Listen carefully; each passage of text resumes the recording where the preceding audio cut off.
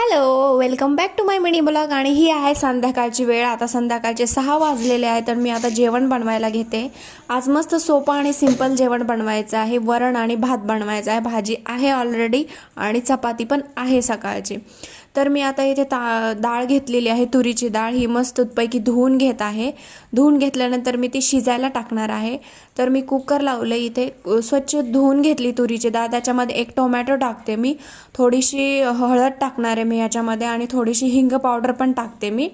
आणि हे सगळं मिश्रण मी मस्त मिक्स करून याला कुकर लावलेला आहे. आता बघा, कुकर होईपर्यंत मी बाकीची तयारी करून घेते. मी तांदूळ आधीच निवडून ठेवलेले आहेत. इथे मी आता डाळीचं कुकर लावते आहे. तोपर्यंत आपण याच्या फोडणीची तयारी करून घेऊया. ह्याला मी मस्तपैकी 2 ते 3 शिट्ट्या काढून घेणार आहे. तोपर्यंत आपण बाकीची तयारी करू. आणि भात पण टाकायचा आहे, भाजी आहे ऑलरेडी. आणि अशाच ब्लॉगसाठी माझ्या चॅनलला सबस्क्राईब करा. तोपर्यंत मी लसूण निसून घेतला आहे डाळ शिजूपर्यंत. मस्तपैकी डाळ शिजलेली आहे आणि असा मस्त सुगंध